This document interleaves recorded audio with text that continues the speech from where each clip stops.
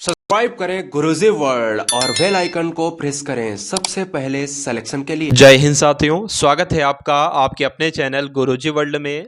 UP police constable के लिए model paper आपको यहां पर करवाया जा रहा है, जिसमें आप लोग जीके, जीएस, हिंदी, रीजनिंग और उसके अलावा मैथ के उन सभी क्वेश्चंस को देखोगे जो परीक्षा में आपकी पूछे जाएंगे।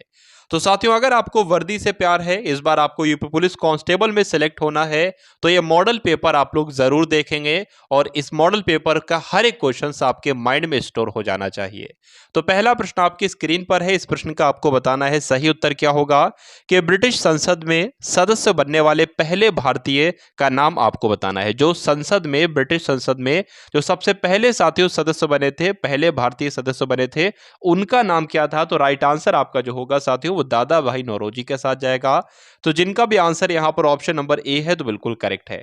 उसके बाद देखिए कि निम्न में से कौन सी नदी अरब सागर में जाकर गिरती है? कौन सी वो नदी है? ऋषिकुल्या है, माही है, कृष्णा है या पेन्या है?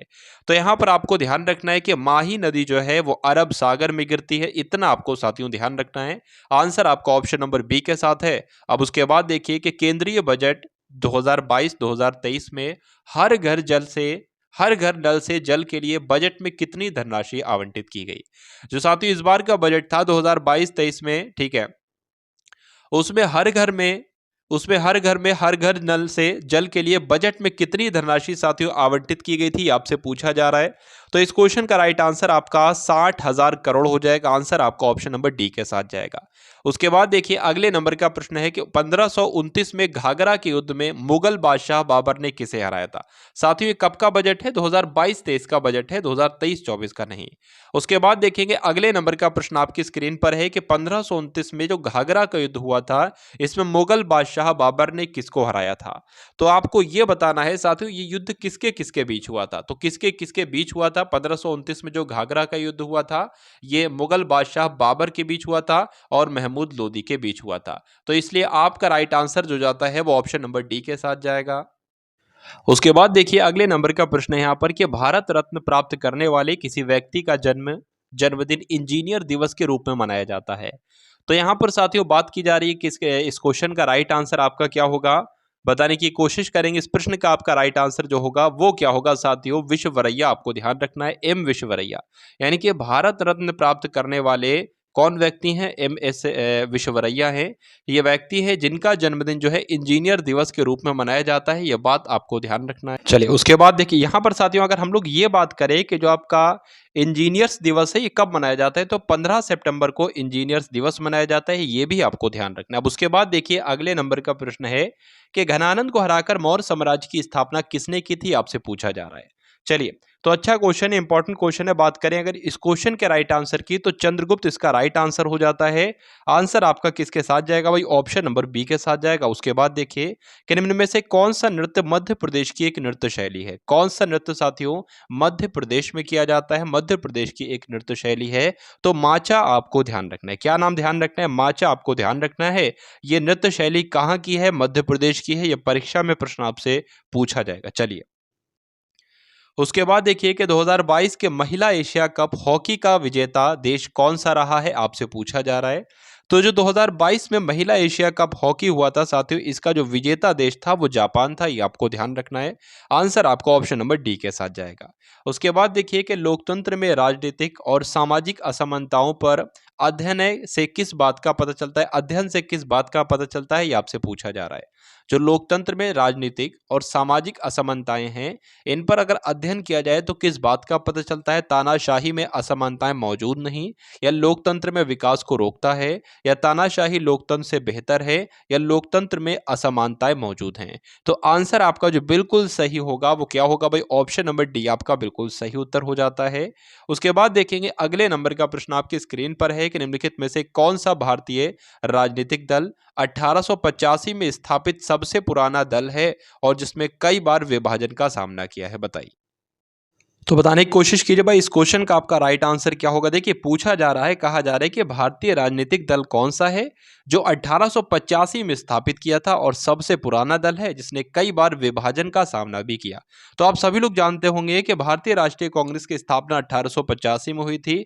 तो आंसर आपका किसके साथ जाएगा? ऑप्शन नंबर बी के साथ जाएगा। उसके बाद देखिए कि गैनीमीड अब तक हमारे सौर प्रणाली में सबसे बड़ा चंद्रमा है, वह किस उपग्रह की परिक्रमा करता है? मोस्ट इंपॉर्टेंट क्वेश्चन है, ये आपको ध्यान रखना है।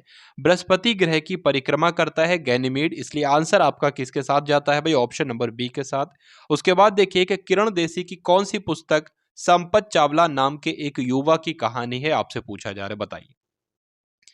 तो दो प्रश्न साथियों, दो बातें आपको ध्यान रखने हैं कि किरण देसाई की पुस्तक का नाम क्या है। आप सभी लोग याद रखेंगे, हलबलू इन द गुआवा आर्चर्ड किसकी पुस्तक है? यह किरण देसाई की पुस्तक है। इस पुस्तक में संपत चावला जो है इनकी कहानी जो है वो वर्णन किया गया है। ये दोनों बातें आप लोग ध्यान रखेंगे। उसके बाद देखिए कि भारतीय महिला की सबसे पहली ज्ञात आत्मकथा कौन सी है, बताइए भाई कौन सी है। तो अगर बात करते हैं कि भारतीय महिला की सबसे पहली ज्ञात आत्मकथा कौन सी है, तो पहली आत्मकथा साथियों इसका नाम अमर जीवन है। अमर जीवन का नाम आप लोग ध्यान रखेंगे।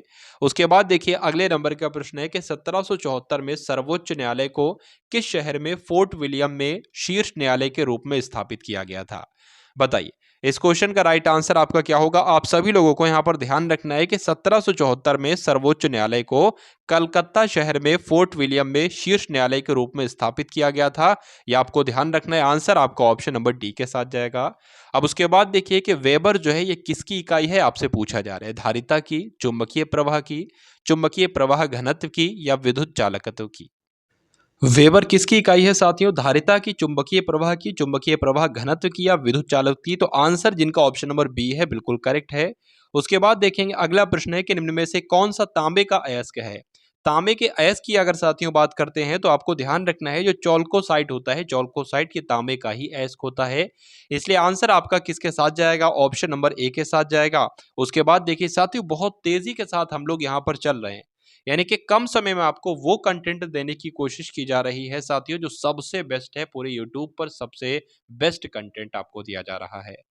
आपकी परीक्षा को साथियों मद्देनजर रखते हुए ये कंटेंट बनाया गया है, ये सभी क्वेश्चंस तैयार किए गए हैं खासकर आपकी परीक्षा के लिए।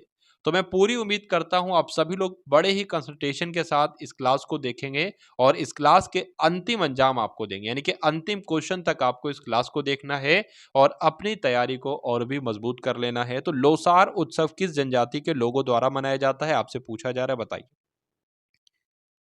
तो जो मोनपा जाति होती है साथियों, मोनपा जनजाति, ये मोनपा जनजाति के लोग जो है ये लोसार उत्सव मनाते हैं। आप सभी लोग ध्यान रखेंगे। आंसर आपका जो है वो ऑप्शन नंबर डी के साथ जाएगा।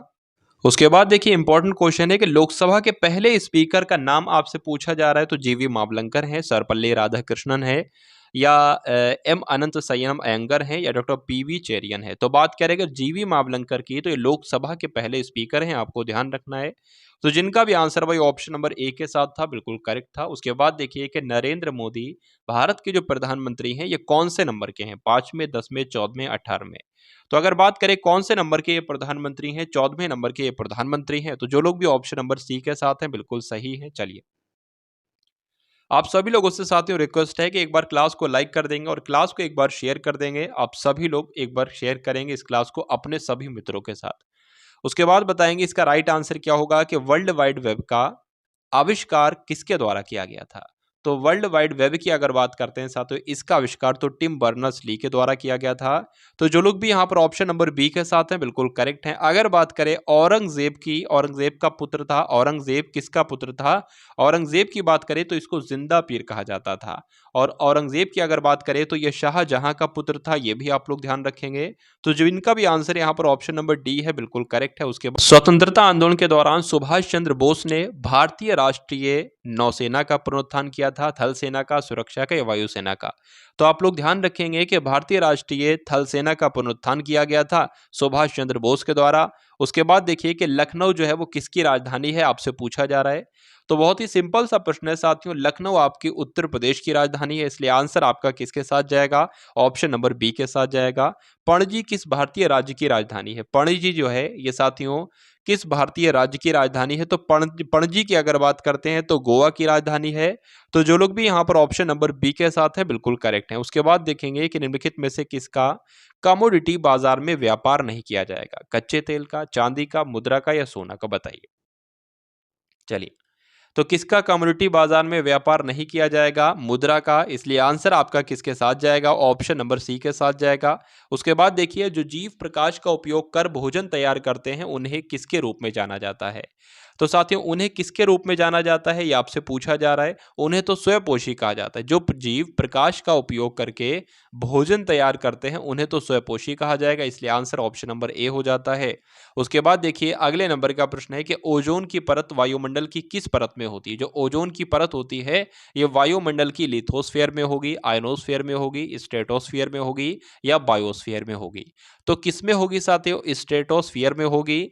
आंसर आपको ध्यान रखना है, आंसर आपका ऑप्शन नंबर सी के साथ जाएगा, स्ट्रेटोस्फीयर के साथ। उसके बाद देखेंगे कि समष्टि अर्थशास्त्र किससे संबंधित है? बताइए भाई। जो समष्टि अर्थशास्त्र है ये आय के वृत्ताकार प्रवाह से संबंधित है, मांग की तरह एक ही आर्थिक चर के निर्णय लेने से संबंधित है, फर्म के स्तर पर संसाधनों के आवंटन से, या संतुलित कीमत और मात्राओं से। तो जब बात करें साथियों आय के वृत्ताकार प्रवाह की, तो समष्टि अर्थशास्त्र किससे संबंधित है? आय के वृत्ताकार प्रवाह से। सही वर्तनी वाले शब्द का आपको चयन करना है। कौन सा इसमें से शब्द बिल्कुल आपको शुद्ध लग रहा है? माखन चोर होता है तो नहीं होता है, माखन चौर होता है बिल्कुल नहीं होता है, मक्खन चोर होता है नहीं, क्या होता है साथियों? माखन चोर होता है। इसलिए आंसर आपका ऑप्शन नंबर डी के साथ जाएगा। उसके बाद देखिए कि दिए गए वाक्यांश के लिए एक शब्द आपको बताना है, यानी कि जिसका कोई आधार ना हो उसको हम लोग क्या कहेंगे? मूसलाधार, मूलाधार कहेंगे या साधार कहेंगे या निराधार कहेंगे? जाहिर सी बात है साथियों, जिसका कोई आधार नहीं होता है उसको निराधार कहा जाता है। इसलिए आंसर ऑप्शन नंबर डी हो जाता है। उसके बाद देखिए, अगले नंबर का प्रश्न आपकी स्क्रीन पर है और बताना है आपको राइट आंसर क्या होगा। तो पूछा जा रहा है कि विज्ञान के युग ने समय की महत्व बहुत बढ़ा दिया है, तो क्या होगा? इसमें आपको बताना है कि वाक्य का वह भाग जिसमें त्रुटि है। तो समय की महत्व नहीं होता है साथियों, समय का महत्व होना चाहिए, समय का महत्व होना चाहिए। तो कहां पर त्रुटि है? यहां पर त्रुटि, और ऐसा कहां लिखा है? ऑप्शन नंबर बी में लिखा है, यानी कि इसकी जगह पर क्या आ जाएगा साथियों? ऑप्शन नंबर बी वाला आ जाएगा। ठीक है, चलिए। उसके बाद देखेंगे, अगले नंबर का आपको प्रश्न देखना है कि रिक्त स्थान को आपको भरना है कि बागों में पक्षी खिलते हैं, बागों में लड़के खिलते हैं, बागों में भौरे या फूल खिलते हैं? तो साथियों, बागों में क्या खिलेंगे? बागों में तो फूल खिलेंगे। बागों में फूल खिलेंगे, तो खाली जगह में क्या आ जाएगा? वही ऑप्शन नंबर डी वाला शब्द आ जाएगा। उसके बाद देखिए, अगले नंबर का प्रश्न आपकी स्क्रीन पर है और बताने की कोशिश कीजिए कि रेखांकित खंड जो आपके सामने षोडश लिखा हुआ है इसको प्रतिस्थापित आपको करना है। जो ऑप्शन से उपयुक्त विकल्प का आपको चयन करना है। तो अर्जुन के षोडश वर्षीय पुत्र अभिमन्यु ने चक्रव्यूह तोड़ा। तो साथियों, षोडश का मतलब जो होता है वो क्या होता है? षोडश यहां पर आना चाहिए या नहीं आना चाहिए? तो मैं कहूंगा बिल्कुल नहीं आना चाहिए। यहां पर साथियों षोडश की अगर बात करें तो इसको 16 कहा जाता है, तो 16 यहां पर आएगा, षोडश शब्द का इस्तेमाल नहीं होगा। तो जो लोग भी यहां पर ऑप्शन नंबर डी के साथ हैं बिल्कुल सही हैं। उसके बाद देखिए कि निम्नलिखित में से उस विकल्प का चयन करें जो त्रिशंकु होना मुहावरे का अर्थ व्यक्त करता है। बताइए। तो त्रिशंकु होना ये एक मुहावरा है, इसका अर्थ साथियों क्या हो जाएगा? अधर में लटकना जो है वो इसका अर्थ हो जाएगा, यानी कि त्रिशंकु होने का अर्थ हो जाएगा। तो इस प्रकार जो लोग भी ऑप्शन नंबर ए के साथ हैं बिल्कुल सही हैं। निशा की अगर बात करें तो विलोम इसका आपको बताना है साथियों क्या होगा। तो निशा का विलोम क्या हो जाएगा? निशा का विलोम दिवा हो जाएगा। तो आंसर आपका किसके साथ जाएगा? ऑप्शन नंबर सी के साथ जाएगा। उसके बाद देखिए कि दिए गए रेखांकित खंड को प्रतिस्थापित करने के लिए उपयुक्त विकल्प का आपको चयन करना है। तो क्या होगा साथियों, यहाँ पर रेखांकित शब्द क्या हो जाएगा? मैं आपको बता देता हूं कि पिछले के नीचे आ जाएगा रेखा। तो वह पिछले वर्ष हरिद्वार गया था, वह पिछले वर्ष हरिद्वार गया था, यह आना चाहिए। तो क्या आना चाहिए साथियों? गत का इस्तेमाल किया जाना चाहिए, यानी कि वह गत वर्ष हरिद्वार गया था।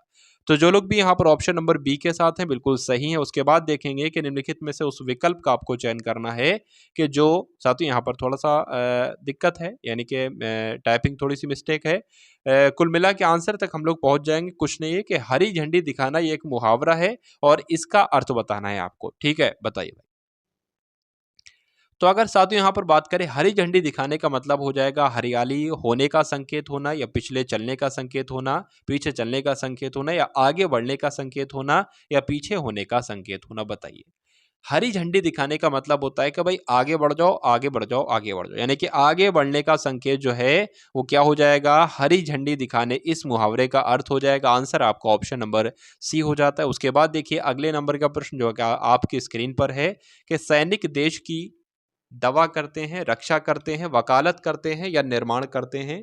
क्या होगा आपके इस क्वेश्चन का बिल्कुल करेक्ट आंसर, बताइए भाई। चलिए, तो सैनिक देश की क्या करते हैं साथियों, रक्षा करते हैं, जाहिर सी बात है, इसलिए आंसर आपका ऑप्शन नंबर बी हो जाता है।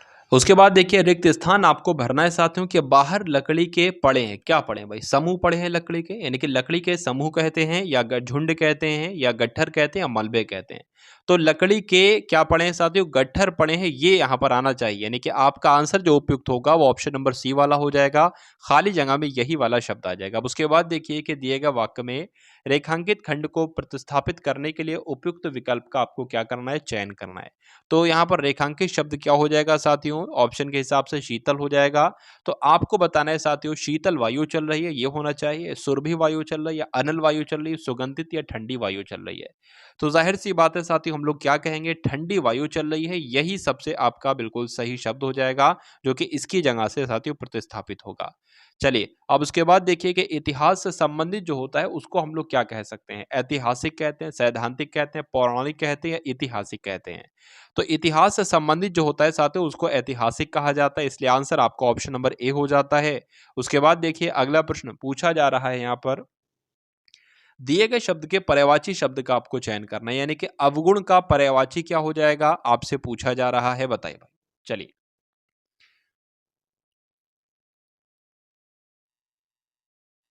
तो अवगुण के पर्यायवाची की बात चल रही है, दोष आपको ध्यान रखना है, दोष जो है साथियों ये अवगुण का पर्यायवाची हो जाता है। दिए गए वाक्य का वह भाग ज्ञात करें जिसमें कोई त्रुटि है, समूहों के लोगों की आपसी मेल मिलाप के तौर तरीकों का जटिल स्वरूप ही समाज है। तो त्रुटि कहां पर साथियों लग रही है, समूह के हो जाता भी काम हो जाता, लेकिन समूहों यहां पर लिखा हुआ है, तो त्रुटि साथियों यहीं पर हो जाएगी। और ऐसा कहां पर लिखा हुआ, ऑप्शन नंबर बी में लिखा हुआ, तो यही आपका राइट आंसर है। अब उसके बाद देखिए कि पुस्तक का पन्ना फट गया या व्याकरण फट गया, रंग फट गया या अक्षर फट गया। तो यहाँ पर साथियों पुस्तक का क्या फट सकता है, पन्ना फट सकता है, इसलिए आंसर आपका ऑप्शन नंबर ए हो जाता है। और जो लोग भी ऑप्शन नंबर ए के साथ हैं बिल्कुल सही हैं। दिए गए शब्द के पर्यायवाची शब्द का आपको क्या करना है, चयन करना है। तो पर्यायवाची बताइए साथियों, इसका पर्यायवाची क्या हो जाएगा, व्यवधान का मतलब क्या होता है, बताइए। चलिए, तो व्यवधान का मतलब साथियों होता है बाधा, ठीक है, क्या होता है, बाधा होता है, ये आपको ध्यान रखना है, इसलिए आंसर आपका अगर ऑप्शन नंबर ए के साथ है तो बिल्कुल करेक्ट है। उसके बाद देखिए कि सही वर्तनी वाले शब्द का आपको अब चयन करना है, इसमें से कौन सा आपको सही शब्द लग रहा है, भुलक्कड़ ऐसे लिखा जाएगा, भुलक्कड़ ऐसे लिखा जाएगा, या भुलक्कड़ लिखा जाएगी या भुलक्कड़ लिखा जाएगा, बताइए। चलिए, तो कैसे लिखा जाएगा, भुलक्कड़ इस प्रकार से लिखा जाएगा जैसे आपका ऑप्शन नंबर डी में लिखा हुआ है, ऐसे ये वाली इस शब्द की वर्तनी बिल्कुल सही हो जाएगी। उसके बाद देखिए कि दिए गए शब्द का विलोम आपसे पूछा जा रहा है, यानी कि असफल का विलोम आपको बताना है, सरल होगा, विफल होगा, असफल होगा या सफल होगा। जाहिर सी बात है सफल का विलोम सफल, असफल का विलोम सफल हो जाएगा, इसलिए आंसर आपका जो जाएगा वो ऑप्शन नंबर डी के साथ जाएगा।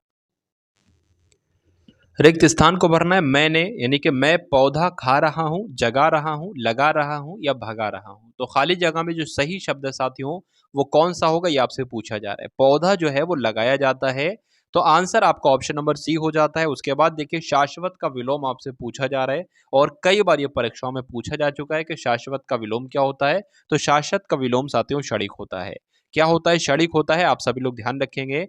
तीव्र बुद्धि वाले को क्या कहा जाता है, अल्प बुद्धि, दुर्बुद्धि, मंद बुद्धि या कुशाग्र बुद्धि। तो क्या कहा जाता है, आप लोग ध्यान रखेंगे, जिसकी तीव्र बुद्धि होती है जाहिर सी बात है उसको कुशाग्र बुद्धि कहा जाएगा। आंसर आपका जो है वो ऑप्शन नंबर डी हो जाता है। उसके बाद देखिए सही वर्तनी वाले शब्द का आपको चयन करने में कौन सा शब्द आपको बिल्कुल सही लग रहा है। साक्षर की बात चल रही है, तो साक्षर साथियों कैसे लिखा जाता है, जैसे आपको ऑप्शन नंबर सी में लिखा हुआ इस प्रकार से लिखा जाता है। उसके बाद देखिए कि मांसाहारी का विलोम आपसे पूछा जा रहा है, बताइए। चलिए, दिए गए शब्द का विलोम आपसे पूछा जा रहा है, क्या देखिए मांसाहारी का हो जाएगा आपका शाकाहारी, क्या हो जाएगा, शाकाहारी हो जाएगा। आंसर आपका जो जाएगा वो ऑप्शन नंबर बी के साथ जाएगा। उसके बाद देखिए कि अखलेटियां सूजना ये एक मुहावरा है, और इस मुहावरे का मतलब क्या होता है ये आपसे पूछा जा रहा है, बताइए। तो अखिलेटियां सूझने का मतलब साथियों क्या हो जाएगा, मजाक उड़ाना हो जाएगा। आंसर आपका जो है वो ऑप्शन नंबर सी हो जाता है, और जो लोग भी ऑप्शन नंबर सी के साथ हैं बिल्कुल करेक्ट हैं। उसके बाद देखिए यहाँ पर आपसे पूछा जा रहा है कि दिए गए वाक्य का वह भाग आपको ज्ञात करना है जिसमें कोई त्रुटि है। बताइए कहां पर आपको साथियों त्रुटि लग रही है। यदि आप, क्या लिखा हो भाई, यदि आप अपनी और अपने परिवार की भलाई चाहते हो तो यहां से चले जाओ। बताइए, देखिए मैं आपको बताता हूं साथियों, यदि आप अपनी और अपनी परिवार की, अपनी परिवार नहीं बल्कि अपने परिवार की आना चाहिए यहां पर, तो ऐसा कहां पर लिखा हो, ऐसा ऑप्शन नंबर बी में लिखा हो, यही त्रुटि वाला वाक्य होगा, वाक्यांश हो जाएगा और यही आपका राइट आंसर हो जाएगा। उसके बाद देखिए कि रास्ता दिखाने वाले को क्या कहा जाता है, राहपथिक कहा जाता है, मार्गदर्शक कहा जाता है, दूरदर्शी कहा जाता है या समदर्शी कहा जाता है। बताइए, तो उसको मार्गदर्शक कहा जाएगा। क्या कहा जाएगा, मार्गदर्शक कहा जाएगा रास्ता दिखाने वाले को। उसके बाद देखेंगे अगले नंबर का प्रश्न है कि जीवन में उन्नति चाहते हो तो परिश्रम करो। जीवन में उन्नति चाहते हो तो क्या करो साथियों, परिश्रम करो, ऐसा आपसे कहा जा रहा है। यहां पर आपको बताना है, ठीक है, यहां पर दिए गए वाक्य में रेखांकित खंड को प्रतिस्थापित करने के लिए उपयुक्त विकल्प का चयन कीजिए। तो रेखांकित शब्द आपका क्या हो जाएगा, उन्नति हो जाएगा। तो जीवन में अग्रसर चाहते हो तो परिश्रम करो। जीवन में क्या चाहते हो, विकास चाहते हो या अग्रगण्य चाहते हो। साथियों अगर बात करें यहां पर आपको प्रतिस्थापित करना है इस शब्द को, तो यहां पर क्या आना चाहिए, विकास शब्द का चयन आना चाहिए। विकास शब्द यहां पर आ जाएगा। अगर आ जाता है विकास तो पूरा वाक्य आपका बिल्कुल सही हो जाता है। जीवन में विकास चाहते हो तो परिश्रम करो, सिंपल सा प्रश्न है। अब उसके बाद देखेंगे साथियों मैथ के क्वेश्चंस आपके यहाँ पर शुरू हो चुके हैं। उसके बाद हम लोग रीजनिंग के क्वेश्चंस भी देखेंगे, बल्कि ये रीजनिंग के क्वेश्चन है, उसके बाद ये भी रीजनिंग क्वेश्चन है, फिर उसके बाद हम लोग यहाँ पर मैथ के क्वेश्चंस देखेंगे। तो साथियों यहाँ पर आपको बताना है कि जैसे कि 526 जो लिखा हुआ है इसको 9 में बदला गया है, उसी प्रकार 834 को जो है वो 9 में बदला गया है। तो 716 को किस प्रकार से बदला जाएगा ये आपसे साथियों पूछा जा रहा है। तो यहाँ पर सबसे पहले अगर बात करें इन सभी को जोड़ेंगे, 5 और 2 आपका 7 हो जाएगा, 7 और 6 आपका कितना हो जाएगा, 13 हो जाएगा। तो 13 यहाँ पर आ जाएगा। अगर 13 में से 4 माइनस करेंगे तो यहाँ पर 9 बचेगा। ये लॉजिक यहाँ पर लगा है। उसके बाद अगर बात करें 8 और 3 आपका 11 हो जाएगा, 11 और 4 आपका 15 हो जाएगा। 15 में से साथियों 4 माइनस करेंगे तो 9 नहीं आएगा, यानी कि ये लॉजिक आपका फेल हो जाता है। दूसरा लॉजिक क्या लग सकता है, हम लोग ये भी देख लेते हैं। तो 5 2 6 से हमें 9 बनाना है। तो अगर हम साथियों 5 और 6 को जोड़ दें, 5 और 6 को जोड़ने पर कितना प्राप्त होगा, 11 प्राप्त होगा। और बीच वाली संख्या है 2, और 11 में से 2 को जब हम माइनस कर देंगे तो हमें 9 प्राप्त हो जाएगा। उसी प्रकार 8 और 4 को जोड़ने पर हमें 12 प्राप्त होगा। और 12 में से जब हम 3 माइनस कर देंगे जो कि बीच की संख्या है तो हमें कितना प्राप्त होगा, 9 प्राप्त होगा। उसी प्रकार 7 और 6 को जब हम जोड़ेंगे तो कितना प्राप्त होगा, 13 प्राप्त होगा।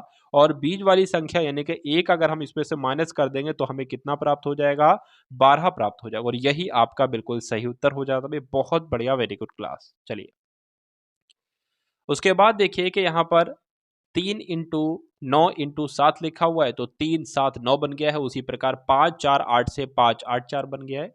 तो बात करें कुछ नहीं इसमें साथी हुआ है। जो पहला नंबर था वो पहला नंबर है, जो पहला नंबर था, जो पहला नंबर है वो पहला नंबर है, ठीक है। लेकिन यहाँ पर जो दूसरा नंबर है वो अंतिम नंबर कर दिया है, बस। तो कुछ नहीं करना है।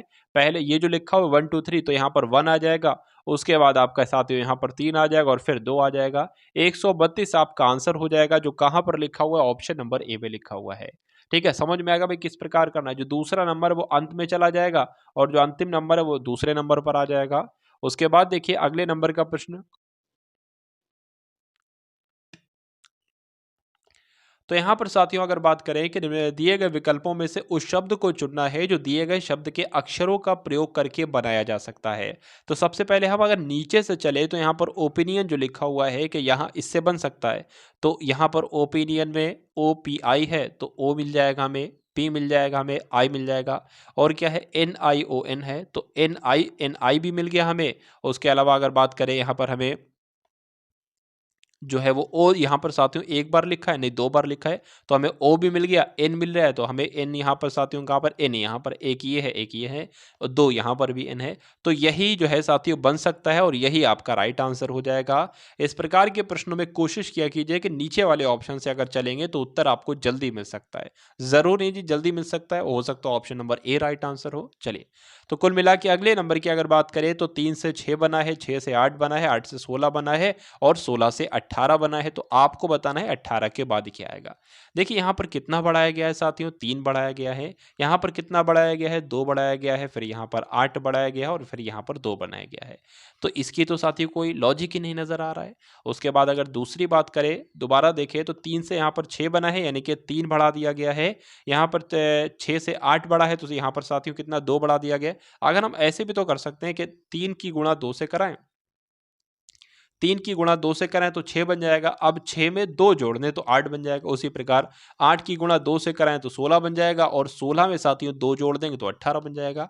अब फिर से हम क्या कराएंगे, 18 की गुणा 2 से कराएंगे तो कितना आ जाएगा, 36 आ जाएगा, और 36 ही आपका सही उत्तर हो जाएगा। भाई बहुत बढ़िया, वेरी गुड क्लास। उसके बाद देखिए साथियों, अगले नंबर का जो आपके सामने प्रश्न है, यहां पर आपको बताना है कि Z से U हुआ है, U से Q हुआ है, U से प्रश्नवाचक चिन्ह और प्रश्नवाचक चिन्ह से L हुआ है। तो प्रश्नवाचक चिन्ह की जगह पर क्या आएगा, बस यही आपसे साथियों पूछा जा रहा है। सबसे पहले अगर बात करें तो लेटर पोजीशन की, तो Z जो होता है वो 26 नंबर पर आता है, U आपका 21 पर आता है, Q 17 पर आता है, प्रश्नवाचक चिन्ह की जगह पर क्या आएगा, और L 12 नंबर पर आता है। एक बार आप लोग यहाँ पर देख पा रहे होंगे, यहाँ पर कितना घटाया गया है साथियों, 5 घटाया गया है। यहाँ पर कितना घटाया गया है, 4 घटाया गया है। तो जब यहाँ पर 5 घटाया गया, यहाँ पर 4 घटाया गया, तो जाहिर सी बात है यहाँ पर 3 घटाएंगे। तो 17 में से 3 घटाएंगे तो साथियों कितना आ जाएगा, 14 आ जाएगा। अगर 14 में से 2 घटाने पर 12 प्राप्त हो जाएगा तो ये उत्तर सही हो जाएगा। ठीक है, तो 14 में से 2 ही घटाने पर वही 12 प्राप्त होता है। मतलब हमें जो लाइन बनानी थी वो 5 4 3 2 की बनाना थी। अगर यहाँ पर 2 घटाकर के 12 ना आते, मान लीजिए हो सकता हो 13 यहाँ पर हो, तो ये लॉजिक नहीं लगता, कोई दूसरा लॉजिक लगता। इसलिए हम आगे वाला नंबर की सत्यता की जांच हमने करा ली। तो यहाँ पर 14 आ जाएगा, और 14 की जगह पर क्या आएगा, n आएगा। ये आपको ध्यान रखना है। तो आंसर आपका जो है वो ऑप्शन नंबर ए के साथ जाएगा। उसके बाद देखेंगे भाई अगले नंबर का प्रश्न। चलिए, तो बात करें कि राकेश लंबा है संजय से, तो जो जो कहा जा रहा है वो करते जाओ भाई। राकेश लंबा है संजय से, तो हमने इतना कर लिया कि राकेश जो है साथियों वो किससे लंबा है, वो लंबा है संजय से। वो लंबा किससे है भाई, वो लंबा जो है वो लंबा है संजय से। ठीक है, ठीक है। विपुल लंबा है राकेश से, विपुल जो लंबा है, ठीक है, विपुल लंबा है राकेश से। राकेश ये हो गया, राकेश से लंबा कौन है साथियों, राकेश से जो लंबा है वो विपुल है। तो विपुल जो हो गया भाई राकेश से लंबा है। उसके बाद कहा जाए, क्या कहा जा रहा है कि मनदीप उतना लंबा नहीं है जितना विपुल है। तो मनदीप उतना लंबा नहीं है जितना विपुल है, यानी कि विपुल ज्यादा लंबा है, और आपका मनदीप यहाँ पर आ जाएगा। हो सकता है यहाँ पर आ जाए, हो सकता है यहाँ पर आ जाए, लेकिन राकेश से लंबा है। अच्छा भाई, मनदीप की बात चल रही है कि मनदीप जो है ये विपुल से लंबा नहीं, यानी कि विपुल से छोटा है। और फिर कहा जा रहा है कि राकेश से लंबा है, यानी कि विपुल जो है राकेश से लंबा है। यानी कि विपुल का स्थान जो होगा साथियों वो सॉरी, राकेश का स्थान जो होगा, सॉरी, मनदीप का स्थान जो होगा वो किसके नीचे आ जाएगा, वो विपुल के तो नीचे आ जाएगा और राकेश के ऊपर चला जाएगा। मेरी बात समझने की कोशिश कीजिए। कहा जा रहा है कि मनदीप जो है, मनदीप उतना लंबा नहीं है जितना विपुल है, यानी कि विपुल से छोटा मनदीप है। फिर कहा जा रहा है कि राकेश से लंबा है, मनदीप जो है ये राकेश से लंबा है। तो साथियों ये आपका बन जाता है। पूछा जा रहा है कौन सबसे लंबा है, तो सबसे ऊपर जो होगा वही सबसे लंबा होगा, विपुल इसका राइट आंसर हो जाएगा। चलिए, अब उसके बाद देखेंगे अगले नंबर का प्रश्न जो है वो आपकी स्क्रीन पर है, और बताना है आपको राइट आंसर। यदि प्लस का अर्थ है, यहां पर साथियों क्या लिखा हुआ है, यहां पर मैं आपको बता दूं तो यहां पर माइनस लिखा हुआ है। तो यहां पर प्लस का अर्थ क्या हो जाएगा, माइनस हो जाएगा। माइनस मैंने बना दिया। उसके बाद यहां पर क्या आ जाएगा, यहां पर भी माइनस आ जाएगा। माइनस का अर्थ क्या हो जाएगा, यहां पर लिखा हुआ नहीं है, तो माइनस का अर्थ हो जाएगा गुणा। माइनस का अर्थ क्या हो जाएगा, माइनस का अर्थ हो जाएगा गुणा। ठीक है, उसके अलावा यहां पर साथियों कुछ मिस्टेक है, तो मैं आपको सही तरीके से लिखकर एक बार बता देता हूं। जैसे कि प्लस का अर्थ जो होगा, प्लस का अर्थ क्या होगा, प्लस का अर्थ माइनस होगा। और अगर बात करें माइनस का अर्थ क्या होगा, माइनस का अर्थ गुणा होगा। और उसके अलावा अगर भाग की बात करें तो भाग का मतलब क्या हो जाएगा, प्लस हो जाएगा। और अगर गुणे की बात करेंगे तो गुणे का अर्थ क्या हो जाएगा, भाग हो जाएगा। ठीक है, तो कुछ नहीं आपको करना है, साइन की जगह पर दूसरा साइन रख देना है। सबसे पहले 4 है यहाँ पर, फिर 2 है, फिर आपका 6 है, फिर 3 है, फिर 7 है। तो यहाँ पर सबसे पहले क्या आया है, प्लस आया है, तो प्लस की जगह पर क्या रखना है, माइनस रखना है। तो यहाँ पर माइनस रख देंगे। यहाँ पर माइनस है, माइनस की जगह पर क्या लिखना है, गुणा लिखना है। तो यहाँ पर साथियों गुणा लिख देंगे। गुणा लिखा हुआ है, गुणा की जगह पर साथियों क्या आ जाएगा, भाग आ जाएगा, तो भाग आपका यहाँ पर आ जाएगा। और भाग यहाँ पर लिखा हुआ है तो भाग की जगह पर क्या है, प्लस है, तो प्लस यहाँ पर लिख देंगे। अगर सबसे पहले अगर बात करें तो ये सॉल्व होगा, 3 दूना 6 आ जाएगा, इसकी जगह पर 2 आ जाएगा। ये 2 की गुणा 2 से होगी साथियों, क्या आ जाएगा, 4 आ जाएगा, माइनस 4 आ जाएगा, और प्लस आपका क्या आ जाएगा, 7 आ जाएगा। इस 4 ये माइनस का ये प्लस का कट जाएगा, आंसर आपका 7 आ जाएगा, जो कि ऑप्शन नंबर बी में। भाई बहुत बढ़िया, वेरी गुड क्लास। अब उसके बाद देखिए अगले नंबर का प्रश्न कि निम्नलिखित विकल्पों में से सबसे विषम आपको बताना है कौन सा है। सबसे विषम इसमें से कौन सा है, बस ये आपसे साथियों पूछा जा रहा है, तो बताने की कोशिश कीजिए। इस क्वेश्चन का राइट आंसर आपका क्या हो सकता है, बताइए। देखिए अगर इसके अंतर की बात करेंगे तो इन 48 और 68 के बीच का अंतर जो होता है वो कितना होता है, 20 होता है। इन दोनों के अंतर की अगर बात करेंगे तो कितना आ जाएगा, 8 में से 2 जाएगा साथियों, 6 बचेगा, और 8 में से 1 जाएगा, 1 बचेगा। 5 में से अगर बात करें 5 में से यानी कि 15 में से 9 जाएगा, कितना बचेगा, 6 बचेगा, और फिर इधर 3 हो जाएगा, 3 में से 2 जाएगा, 1 बचेगा, तो इसका अंतर भी 16 हो जाएगा, और इसका अंतर कितना होगा, इसका अंतर भी 16 हो जाएगा। तो जो इसमें लॉजिक लग रहा है वही इसमें लग रहा है, वही इसमें लग रहा है, लेकिन इसमें वो लॉजिक नहीं लग रहा है, तो यही आपका सबसे अलग हो जाएगा। अलग होगा तो यही सबका आंसर हो जाएगा। उसी प्रकार आपको इसमें बताना है कि इसमें सबसे अलग जो होगा साथियों वो कौन सा होगा, बताने की कोशिश कीजिए। चलिए भाई, क्या इस क्वेश्चन का बिल्कुल करेक्ट आंसर हो सकता है, ये आपसे पूछा जा रहा है, बताइए। देखिए सबसे पहले अगर बात करें, ये 5 से कितना हो गया है, 8 हो गया। अरे भाई, ई 5 नंबर पर होता है, एच 8 नंबर पर होता है, तो इसमें कितना बड़ा है, 3 बड़ा है। एल 12 नंबर पर होता है, ये आपका कितने पर होता है, 14 पर होता है, यानी कि ये आपका 2 ही बड़ा है। ये टी की बात करें 20 नंबर पर होता है साथियों, 20 पर होता है, और डब्ल्यू 23 पर होता है, तो ये कितने नंबर पर बड़ा है भाई, 3 नंबर बड़ा है। और अगर बात करें ए की, तो ये भी 3 नंबर ही बड़ा है, ठीक है। लेकिन ये आपका कितना बड़ा था, ये आपका 2 ही बड़ा था, तो सबसे अलग जो होगा साथियों वो ऑप्शन नंबर बी वाला हो जाएगा, और यही आपका बिल्कुल करेक्ट आंसर है।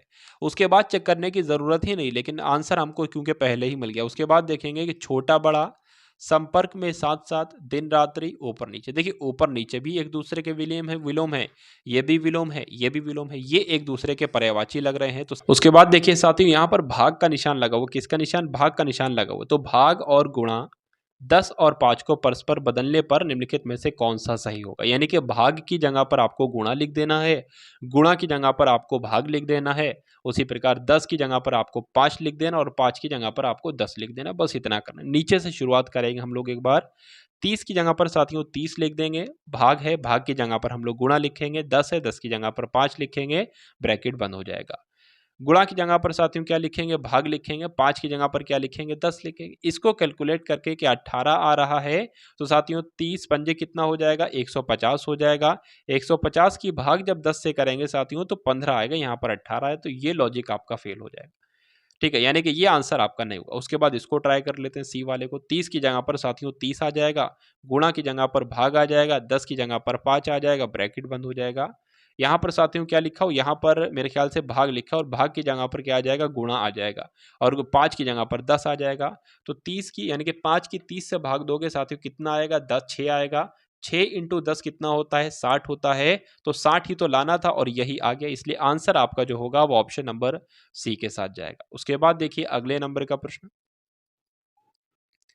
यहाँ पर अगर बात करें धुआं प्रदूषण से संबंधित है, तो युद्ध किससे संबंधित होगा। जैसे कि प्रदूषण कि अगर जब धुआं होता है साथियों तो प्रदूषण होता ही होता है, उसी प्रकार जब युद्ध होता है तो विनाश तो होता ही होता है, इसलिए इसका राइट आंसर जो होगा वो ऑप्शन नंबर ए हो जाता है। बहुत बढ़िया भाई, वेरी गुड क्लास। अब उसके बाद देखिए कि 12 का संबंध 30 से है, यानी कि 12 से जैसे 30 बना है जिस लॉजिक से, उसी प्रकार 18 से कौन सा नंबर बनेगा ये आपसे पूछा जा रहा है। देखिए बात करें 12 तिया कितना हो जाएगा, 36 हो जाएगा।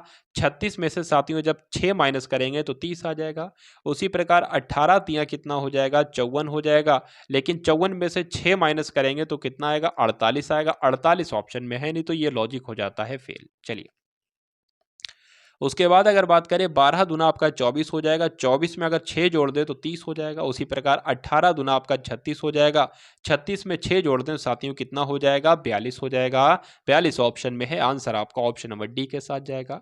उसके बाद देखिए अगले नंबर का प्रश्न है, इसमें आपको क्या करना है। देखिए भाई, इसमें आपको मुझे लग रहा है कुछ नहीं करना है कि ये एन अंत में था, ये सबसे पहले आ गया, ये सेकंड लास्ट पे था, ये आपका शुरू के दूसरे नंबर पर आ गया, तो कुछ नहीं करना है। इसको भी इसके एम अंत में है तो एम आपका जो है वो सबसे पहले आ जाएगा, यू सेकंड पर है तो यू जो है वो शुरू से आ जाएगा, जी यहाँ पर है जी आ जाएगा, फिर ई है फिर ई आ जाएगा, उसके बाद फिर बी आ जाएगा। तो M U G E V कहाँ पर लिखा हुआ है? ऑप्शन नंबर सी में लिखा हुआ और यही आपका बिल्कुल करेक्ट आंसर। उसके बाद देखेंगे अगले नंबर का प्रश्न। चलिए, आरेख एक बनाता है कि एक शिक्षक है, शिक्षित है, नौकरी पेशा, इनके बीच संबंध आपसे पूछा जा रहा है। देखिए ये कौन लोग हो जाएंगे? ये लोग हो जाएंगे शिक्षित लोग हो जाएंगे। अब जाहिर सी बात है शिक्षित लोगों के अंतर्गत ही तो शिक्षक आएंगे, तो ये आपके शिक्षक हो जाएंगे। नौकरी पेशा कौन होंगे? नौकरी पेशा सभी नौकरी पेशा जो होते हैं वो मतलब जो शिक्षक होते हैं वो भी नौकरी पेशा होते हैं, और कुछ शिक्षित लोग भी नौकरी पेशा होते हैं, कुछ अनपढ़ लोग भी नौकरी पेशा हो लोग होते हैं। तो इसलिए इस प्रकार से हम लोग कर देंगे। ये भाई अनपढ़ लोग हैं जो नौकरी पेशा हैं, ये शिक्षक हैं जो नौकरी पेशा हैं, और ये साथी कौन से हैं? ये साथी शिक्षित लोग हैं। तो ऐसा डायग्राम आपको कहाँ पर नजर आ रहा है? थोड़ा थोड़ा ऑप्शन नंबर ए में नजर आ रहा है, तो यही आपका राइट आंसर है। अब उसके बाद देखिए अगले नंबर का प्रश्न। कथन कह रहा है कि पदक पुरस्कार है, पदक पुरस्कार है, निष्कर्ष कह रहा है कि सभी पुरस्कार पदक नहीं है। तो यहां पर तो कहा जा रहा है कि पदक पुरस्कार है और नीचे कहा जा रहा है निष्कर्ष में कि पदक पुरस्कार नहीं है, तो ये तो नेगेटिव हो जाएगा। तो नेगेटिव हो जाएगा, ऊपर पॉजिटिव है नीचे नेगेटिव है, इसलिए ये हो जाएगा गलत। सभी प्राप्त पदक पुरस्कार है, यहां पर कहा गया था कि पदक पुरस्कार है और यहां पर भी कहा जा रहा है कि पदक जो है पुरस्कार कहलाते हैं, तो ये आपका सही हो जाएगा। निष्कर्ष नंबर 2 आपका बिल्कुल करेक्ट होगा। तो जो लोग भी यहाँ पर ऑप्शन नंबर बी के साथ हैं बिल्कुल करेक्ट हैं। अब उसके बाद देखेंगे अगले नंबर का आप लोग प्रश्न। चलिए, तो डी है 49 है, जे है 169, इसको किस प्रकार से किया गया है? देखिए डी 4 नंबर पर आता है और 4 का स्क्वायर होता है 16, तो ये आपका 16 हो गया। जी आता है 7 नंबर पर, 7 का स्क्वायर होता है 49, बिल्कुल सही। जे आता है 10 नंबर पर, 10 का स्क्वायर होता है 100, बिल्कुल सही। एम आता है 13 पर, 13 का स्क्वायर होता है 169। अब यहाँ पर साथियों क्या आएगा? देखिए सबसे पहले 4 आ गया, यहाँ पर देखिए भाई, सबसे पहले 4 आ गया, फिर 7 का स्क्वायर आ गया, फिर 10 का स्क्वायर आ गया, फिर 13 का स्क्वायर आ गया, तो सब में 3 बढ़ रहा है, तो यहाँ पर 16 आ जाएगा। इसलिए साथियों यहाँ पर क्या हो जाएगा? 16 का स्क्वायर हो जाएगा, यानी कि 16 का स्क्वायर कितना हो जाएगा? 16 का आपका स्क्वायर हो जाएगा साथियों 256, ठीक है। और 16 की जगह पे हमें लिखना क्या है? हमें पी लिखना है, पी। तो इसलिए पी बटे 256 कहाँ पर लिखा हुआ है? ऑप्शन नंबर ए में लिखा हुआ। और उसके बाद देखिए अगले नंबर का साथियों प्रश्न है कि कथन कह रहा है कि क्या नगर निगम विकास प्राधिकारियों को शॉपिंग मॉलों के निर्माण को प्रोत्साहित करना चाहिए? तर्क नंबर 1 कह रहा है कि हाँ, शॉपिंग मॉल में एक ही छत के नीचे प्रत्येक चीज सस्ती दर पर मिल जाती है। तो ये बात तो सही है कि शॉपिंग मॉल में एक ही छत के नीचे प्रत्येक चीज मिल जाती है, लेकिन ये जरूरी नहीं कि सस्ती मिल जाती है, तो ये आपका गलत हो जाएगा। दूसरे अगर बात करें तो साथियों कहा जा रहा है कि नहीं, परिणाम स्वरूप छोटी दुकानें बंद हो जाएंगी। तो बात तो सही है भाई, जब हर जगह शॉपिंग मॉल खुल जाएंगे, शॉपिंग मॉल को बढ़ावा दिया जाएगा, तो कुछ कुछ तो कम से कम छोटी दुकानें बंद हो जाएंगी, तथा बहुत से लोगों के लिए रोजमर्रा की खरीदारी के लिए शॉपिंग मॉलों में जाना सुविधाजनक नहीं होगा। तो ये बात भी बिल्कुल सही है। तो साथियों दूसरा वाला आपका तर्क सही हो जाएगा, पहला वाला आपका गलत हो जाएगा। उसके बाद देखेंगे अगले नंबर का आप लोग प्रश्न और बताने की कोशिश करेंगे राइट आंसर। तो अब यहाँ पर साथियों मैथ का क्वेश्चन है, मैथ का क्वेश्चन देखना है और इस क्वेश्चन का राइट आंसर आपको बताना है। तो यहाँ पर थोड़ा सही से नहीं लिखा हुआ, मैं यहाँ पर सही से लिख देता हूँ। देखिए भाई, यहाँ पर लिखा हुआ है 3/8, 3/8 लिखा हो और माइनस का यहाँ पर स्क्वायर लगा है, पावर जो लगी है वो माइनस में लगी है। बहुत आसान सा प्रश्न है साथियों, कुछ नहीं इसमें करना है, चुटकियों में इसका आंसर आ जाएगा। अब उसके अलावा यहाँ पर अगर बात करें तो यहाँ पर माइनस जो पावर लगी है वो -3 लगी है, क्यूब लगी है। अब कभी भी आपको पावर अगर माइनस में दिखे तो आपको क्या करना है साथियों? आपको कुछ भी नहीं करना है, आपको सिर्फ जैसे कि ये 3/8 लिखा है तो इसको 8/3 कर देना है। क्या कर देना है? इसको 8/3 करेंगे तो पावर आपकी जो होगी वो माइनस से प्लस में चेंज हो जाएगी, यानी कि स्क्वायर हो जाएगी प्लस की। उसके अलावा जैसे कि 4/5 लिखा है तो इसको क्या कर देंगे? 5/4 कर देंगे, और जो पावर माइनस में लगी थी उसको क्या प्लस में तब्दील हो जाएगी ऑटोमेटिक तरीके से। अब कुछ नहीं साथियों आपको करना है, अब क्या करना है? यहाँ पर जैसे कि आप बात करें 8 का स्क्वायर है तो 8 बाई कितनी बार आ जाएगा, 8 को 2 बार लिख दो, 8 को 2 बार लिख दो, और अपॉन की अगर बात करें तो 3 को भाई कितनी बार लिख दो, 3 को भी 2 बार लिख दो। ठीक है, उसके अगर बात करें यहाँ पर 5 को 3 बार लिख देना है क्योंकि 5 के ऊपर 3 लगा हुआ है, क्यूब लगा हुआ है। 8 को 4 को कितनी बार लिख देना है, 4 को भी 3 बार लिख देना है। सवाल को आसान बनाना सीखिए। अब देखिए 4 से ये कट जाएगा 8, 2 आ जाएगा, 4 से ये भी कट जाएगा, ठीक है 2 आ जाएगा, ये 2 दूना 4 हो जाएगा, इस 4 से आपका ये 4 कट जाएगा, ऊपर आपका क्या बचेगा 125, 125 बटे 9। तो साथियों 125 9 कौन से ऑप्शन में है, 125 कौन से 9 ऑप्शन में, 125 बटे 9 ऑप्शन नंबर डी में है, तो यही आपका क्या राइट आंसर है। उसके बाद देखिए अगले नंबर का प्रश्न आपकी स्क्रीन पर है। यहां पर आपको बताना साथियों इसको सरल करना है और कुछ नहीं करना है। जैसे कि यहाँ पर अंडर रूट 64 लिखा हुआ है, तो जब अंडर रूट 64 को करेंगे तो 8 इंटू 8 करेंगे और 8 एक 8 जो है वो बाहर आ जाएगा, ये आपका हो गया, प्लस का साइन लगा देंगे। इसमें से क्या बाहर आएगा, इसमें से जो बाहर आएगा अंदर क्या रहेगा 0.8 इंटू 0.8 रहेगा, और बाहर क्या आएगा 0.8 बाहर आ जाएगा। अगर इसकी साथियों बात करें तो 0.08 बाहर आ जाएगा। इसकी बात करेंगे साथियों तो क्या आ जाएगा 0.008 बाहर आ जाएगा। अब इन सभी को साथियों जब हम प्लस करेंगे तो हमारे पास क्या आएगा 8.888 आ जाएगा। और ऐसा कहां पर लिखा हुआ है, ऑप्शन नंबर सी में लिखा हुआ है, तो यही आपका राइट आंसर है। अब उसके बाद देखेंगे अगले नंबर का प्रश्न। साथियों क्लास को आप सभी लोग एक बार क्या करेंगे, एक बार तो लाइक करेंगे और उसके बाद आपको करना है शेयर। ठीक है, चलिए। तो यहाँ ऑप्शन में तो 3 प्रकार के नंबर लिखेंगे, 7/11, 16/20, 21/20, लेकिन यहाँ पर 16/20 और 7/20 लिखा हुआ, तो एक आप और लगा लेंगे, 21/22 भी है, 21/22 भी है। ठीक है, चलिए। तो इनको अवरोही क्रम में लिखना है, यानी कि आप सबसे बड़ा कौन सा होगा, उससे छोटा कौन सा होगा, और फिर उससे छोटा कौन सा होगा। मान लीजिए सबसे पहले हम इसमें देखें कि 16/20 बड़ा है या 7/11 बड़ा है, तो आपको कुछ नहीं करना है साथियों। आपको क्या करना है, सिर्फ आपको इतना करना है कि सबसे पहले अगर बात करें इस 20 की गुणा 7 से कराना है तो क्या आ जाएगा 140 आ जाएगा। 11 की गुणा 16 से कराएंगे तो इस प्रकार करा सकते हैं, 16 इंटू 16/16 लिख देंगे, 6 आ जाएगा, 7 आ जाएगा, 1 आ जाएगा, यानी कि 176 आ जाएगा।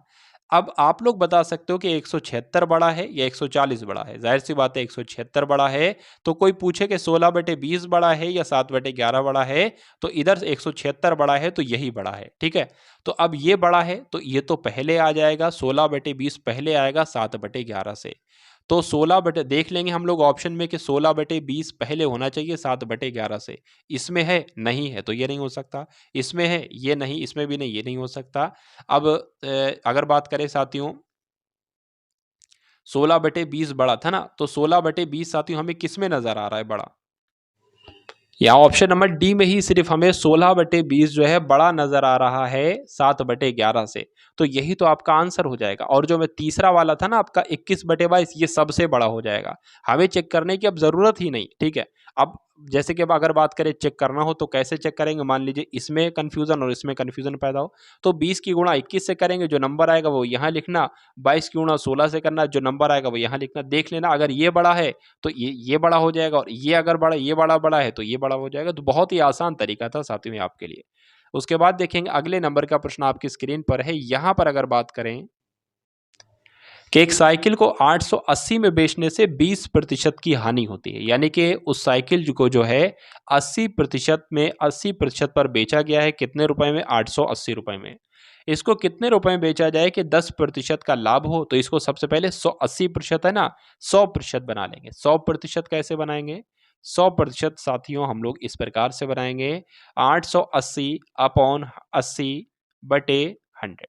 इसको कैलकुलेट कर लो, अगर बात करें 20 से कट कर लेंगे 5 आएगा, जाएगा ये आपका 4 आ जाएगा, 4 दूना 8, 4 दूना 8, 0 आ जाएगा। 22 की साथियों जब 5 से गुणा कराएंगे तो क्या आ जाएगा 0, 5 दूना 10 आ जाएगा, 5 दूना 10 आ जाएगा, और 5 दूना आपका 5 दूना 10 आ जाएगा, और एक आपका कितना आ जाएगा 11 आ जाएगा, यानी कि साथियों 1100 आ जाता है। अब 1100 का क्या करना है, 10% लाभ पर बेचना है, तो इसका 110 कितना हो जाएगा, ये साथियों मैं आपको बताना चाहता हूं। तो 2 जीरो से 2 जीरो कट जाएगा, उसके बाद 11 की 11 से कराएंगे तो 121 आ जाएगा, और 0 लगा है तो 0 लग जाएगा। तो जब 10% के लाभ पर बेचेंगे तो 1210 में ये वस्तु बिकेगी, इसलिए आंसर आपका जो होगा वो ऑप्शन नंबर सी के साथ जाएगा। चलिए, उसके बाद देखिए अगले नंबर का प्रश्न है कि अनिल ने 1500 प्रत्येक के हिसाब से 2 कुर्सियां खरीदी, यानी कि एक को 1500 में खरीदा और दूसरी को 1500 में खरीदा, यानी कि उन दोनों वस्तुओं का क्रय मूल्य साथियों कितना है? 3000 है। 3000 में खरीदा है। उसके बाद कह रहा है कि उसने एक को 6% के लाभ पर और दूसरे को 4% की हानि पर बेचा है। कुल सौदे में उसे कितना हानि हुई या अगर लाभ हुआ तो कितना लाभ हुआ? 3000 में तो खरीदा है, अब बेचा कितने में है? ये यहाँ पर सबसे पहला सवाल है। देखिए उसने एक को, जैसे 1500 में एक-एक को खरीदा, तो उसने जो पहली वाली है 1500 में खरीदा और इसको 6% के लाभ पर बेच दिया, यानी कि 106% के लाभ पर बेच दिया। तो 0 से 2 0 कट जाएंगे। 106 की गुणा साथियों जब 15 से कराओगे तो यहाँ पर क्या आ जाएगा? तो 106 की गुणा जब 15 से कराओगे तो साथियों 1590 आ जाएगा, 1590 आ जाएगा। उसके प्रकार जो दूसरी कुर्सी थी उसके पास, कुर्सी थी ना, दूसरी कुर्सी, इसको 4% की हानि पर बेचा है, यानी कि 1500 को जो बेचा है वो 96% पर बेचा है। 2 0 से 2 0 जो होंगे वो कट जाएंगे। अब अगर बात करें साथियों 1500 का 96% कितना हो जाएगा, तो 15 की गुणा जब 96 से कराएंगे तो कितना आ जाएगा साथियों? 1440 आ जाएगा। अब जरा इनको जोड़ लेते हैं, 1590 को और 1440 को। 0 आ जाएगा, 13 का 3 आ जाएगा, 10 आ जाएगा और 3 आ जाएगा। यानी कि उस व्यक्ति ने 2 कुर्सियों को खरीदा तो 3000 में है, लेकिन बेचा कितने में? 3030 में है। तो कितने का फायदा हो रहा है, कितने का लाभ हो रहा है? 30 का लाभ हो रहा है। इसको ही आपको देखिए, लाभ को किस में बदलना है? प्रतिशत में बदलना है। तो लाभ को प्रतिशत में बदलने के लिए 30 × 100 कर देंगे। नीचे हमेशा क्रय मूल्य आता है, तो क्रय मूल्य 3000 है। बस इसको सॉल्व आपको कर देना। इन 3 0 से, या 3 0 कट जाएंगे, 3 से 3 कट जाएगा, आंसर आपका जो आएगा वो 1 आ जाएगा, यानी कि 1% फायदा होता है, लाभ होता है।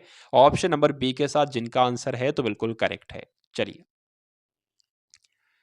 अब उसके बाद देखेंगे अगले नंबर का साथियों प्रश्न है कि यदि संख्या है 3 4 और स्टार है 1 1 5 1 है, इसको 9 से पूरी तरह विभाजित किया जाए तो स्टार की जगह पर क्या आंसर आ जाएगा, कौन सा नंबर आ जाएगा, ये आपसे पूछा जा रहा है। देखिए अगर कोई संख्या है जो कि 9 से विभाजित होगा, यानी कि उन सभी अंकों के योग भी 9 से विभाजित होगा, तो सबसे अंकों का योग करें, 3 और 4 7 हो जाएगा, 7 और 1 आपका 8 हो जाएगा, 8 5 13 हो जाएगा, 13 और 1 14 हो जाएगा। यानी कि 14 में क्या जोड़ें कि जो 9 से विभाजित हो जाए। तो 14 में अगर 4 जोड़ते हैं तो 18 आ जाएगा और 9 से 18 विभाजित होता है तो 4 यहाँ पर आ जाएगा भाई। स्टार की जगह पर क्या आ जाएगा? 4 आ जाएगा और यही आपका प्रश्न का बिल्कुल सही उत्तर हो जाएगा। चलिए अब उसके बाद देखते हैं भाई, अगले नंबर का प्रश्न आपकी स्क्रीन पर है, बताने की कोशिश करेंगे कि राइट आंसर इसका क्या होगा। चलिए, एक किताब में 365 प्रश्न हैं और एक प्रश्न में 28 पंक्तियां। बहुत ध्यान से इस प्रश्न को समझना है, तभी समझ में आएगा। एक किताब में 365 प्रश्न हैं और एक प्रश्न में 28 पंक्तियां हैं। यदि एक प्रश्न में 35 पंक्तियां हों तो उस स्थिति में किताब में कितने प्रश्न होंगे? बहुत ही शांत दिमाग से इस प्रश्न को समझना होगा। देखिए कहा गया है कि एक प्रश्न में पंक्तियों की संख्या 28 है, एक प्रश्न में पंक्तियों की संख्या 28 है और पूरी किताब यानी कि 365 पृष्ठों में पंक्तियों की संख्या कितनी है? 365 है। ठीक है साथियों, चलिए एक किताब में कितने प्रश्न हैं? एक किताब में 365 प्रश्न हैं। एक किताब में 365 प्रश्न हैं और पंक्ति, एक प्रश्न में पंक्तियों की संख्या कितनी है? 28 है। तो साथियों ये सबसे पहले हमारे पास ये क्या हो जाएगा? ये हमारे पास जो होगा ये 365 प्रश्नों में पंक्तियों की संख्या हो जाएगी। ठीक है? तो जो एक प्रश्न में 35 पंक्तियां हों तो कुल पृष्ठों की संख्या कितनी होगी कहा जा रहा है। एक प्रश्न में 35 पंक्तियां हों तो किताब में कितने प्रश्न होंगे आपसे कहा जा रहा है साथियों। तो 35 से इसको भाग दे देंगे, आंसर आपका आपके सामने आ जाएगा। 7 चौक 28 हो जाएगा, 7 पंजे 35 हो जाएगा, 5 सत्ते 35 हो जाएगा, 5 तियां 15 हो जाएगा। 73 की गुणा 4 से करेंगे तो कितना आ जाएगा? 4 तियां 12 आ जाएगा और 4 सत्ते 28 आ जाएगा, 29 आ जाएगा। यानी कि 292 साथियों कहाँ पर लिखा हुआ है? ऑप्शन नंबर डी में लिखा हुआ है। उसके बाद देखेंगे अगले नंबर का प्रश्न जो कि आपकी स्क्रीन पर है। चलिए 36 किलोमीटर प्रति घंटा की गति से चल रही 110 मीटर लंबी रेलगाड़ी को 130 मीटर लंबे पुल को पार करने में कितना समय लगेगा? तो सबसे पहले देखिए भाई, इसको हम मीटर प्रति सेकंड में बदलेंगे। तो 36 की गुणा किससे कराएंगे? 5/18 से इसकी गुणा कराएंगे। 5/18 से 5 एकम 5, 5 दूना 18 एकम 18, 18 दूना 36, 2 पंजे 10, यानी कि जो उसकी चाल आ जाएगी वो 10 मीटर प्रति सेकंड आ जाएगी। अब कहा जा रहा है कि 110 मीटर लंबी रेलगाड़ी है और पुल कितना लंबा है? 130 मीटर लंबा है। तो हमें जब दूरी निकालेंगे साथियों तो क्या हो जाएगी? दूरी, रेलगाड़ी की लंबाई 110 मीटर है और पुल की लंबाई 130 मीटर है। ये दोनों जब जुड़ जाएंगी तो साथियों कितना आ जाएगा? 240 आ जाएगा। तो ये तो दूरी आपकी हो जाएगी 240, और चाल कितनी है? 10 मीटर प्रति सेकंड है। आपसे समय पूछा जा रहा है, तो समय बराबर क्या होता है? दूरी जो कि 240 है और समय जो कि 10 मीटर प्रति सेकंड है। तो इससे ये कटेगा साथियों, 24 आंसर आ जाएगा, यानी कि 24 सेकंड लगेंगे उस दूरी को पार करने के लिए। उसके बाद देखिए, अब अगले नंबर का प्रश्न है कि 50 अंडर रूट में 50 इंटू 20 इंटू 54 अपॉन, यहाँ पर अपॉन लगा हुआ, भाई क्या लगा हुआ है? अपॉन लगा हुआ है, अपॉन 200 इंटू अंडर रूट में 135। तो साथियों यहाँ पर अगर बात करें तो यहाँ पर भाग हो सकता है, तो बिल्कुल भाग हो सकता है। अगर 20 की भाग करें तो साथियों इससे कटेगा, क्या आ जाएगा? 10 आ जाएगा। इस 0 से ये 0 कट जाएगा। इस 5 से साथियों क्या हो जाएगा? ये कट जाएगा। 5 दूना 10 हो जाएगा, 5 सत्ते 35 हो जाएगा। अंडर रूट में 27 है, अंडर रूट में 54 है, तो 27 दूना कितना हो जाएगा? 54 हो जाएगा, यानी कि अंडर रूट 2 आपका आंसर आ जाएगा, जो कि कहाँ पर लिखा हुआ है? ऑप्शन नंबर ए में लिखा हुआ है, यही आपका राइट आंसर है। उसके बाद देखिए अगले नंबर का प्रश्न, बहुत शानदार प्रश्न है। चलिए, कुछ व्यक्ति एक काम को 40 दिन में करते हैं। मान लीजिए एक्स जो है वो आदमी है, एक्स ये काम 40 दिनों में करते हैं। यदि 8 व्यक्ति और मिल जाए, पहले कितने लोग थे? पहले 8 लोग थे और अब कितने करे? 8 लोग और बढ़ गए, तो एक्स में हमने 8 लोग और जोड़ दिए भाई। ठीक है, समझ में आ गया ना? तो वही कार्य 10 दिन कम में हो जाता था। पहले 40 दिन में हो रहा है और अब यही काम 10 दिन कम में हो जाता है, या जाहिर सी बात है 30 दिन में काम हो जाएगा। तो आरंभ में कार्य कर कितने व्यक्ति में लगे थे? तो आरंभ में कितने व्यक्ति लगे थे ये पूछा जा रहा है, यानी कि एक्स का मान आपसे पूछा जा रहा है। तो इसकी गुणा होगी, ये आपका 40x हो जाएगा, बराबर 30 की x से गुणा होगी, 30x हो जाएगा। उसके बाद साथियों 8 की 30 से गुणा होगी तो 240 हो जाएगा। तो 40x में से 30x जाएगा, 10x बचेगा, बराबर कितना हो जाएगा? 240 हो जाएगा। x के मान की अगर बात करेंगे तो 24 आ जाएगा। तो 24 व्यक्ति लगे थे आरंभ में, ये आपको ध्यान रखना। आंसर जिनका भी ऑप्शन नंबर बी है तो बिल्कुल करेक्ट है। साथों में पूरी की पूरी कोशिश करता हूं कि प्रश्न का, यानी कि मैथ का हो या रीजनिंग का हो, कम से कम स्टेप में आपके आंसर तक आपको पहुंचा दूं, क्योंकि परीक्षा में आपके पास इतना ज़्यादा समय नहीं होता है, कि परीक्षा में इतना समय आपके पास नहीं होता है कि आप उसको बिल्कुल स्टेप बाय स्टेप उसको करो। 2 से 3 या 1 से 2 स्टेप में, लाइन में आप उसको कंप्लीट करके आंसर ला दो, यही आपका उद्देश्य होना चाहिए। चलिए, उसके बाद देखिए कि 20,000 के एक बिल पर 50% की एक कटौती देने में अथवा 30% तथा 20% की 2 क्रमिक कटौतियां देने में अंतर क्या है? तो सबसे पहले तो 20,000 रुपए का जो बिल है, इस पर 50% की जब कटौती देंगे तो कितना बचेगा साथियों? 10,000 बचेगा। 10,000 बचेगा, यह तो बचेगा। उसके बाद अगर बात करें इस 20,000 में 30% की कटौती देते हैं, देखिए भाई 30% की कटौती देते हैं तो कितना बचता है? 70% बचता है, 70% बच गया। उसके बाद 20% की कटौती यानी कि 80% बचता है, तो ये आपका हो गया। इसको जरा कैलकुलेट करा लीजिए, 2 जीरो से 2 जीरो कट गए और इन 2 जीरो से ये 2 जीरो कट गए। अगर इनकी गुणा कराएं साथियों, 7 अट्ठे 56 हो जाएगा, और 56 दुना कितना हो जाएगा? 56 दुना आपका हो जाएगा, मैं आपको बता देता हूं, इतना हो जाएगा, 2 जीरो लग जाएंगे। तो साथियों अगर बात करें 50% की, जब हम यहाँ पर जो है 50% की छूट देते थे तो 10,000 बचता था, और जब 30% और 20% की छूट दी तो इतना हो जाएगा। तो इनका अंतर आपसे पूछा जा रहा है, देखिए इनका अंतर कितना हो जाएगा? 1200 इनका अंतर हो जाएगा, और यही आपका राइट आंसर हो जाता है।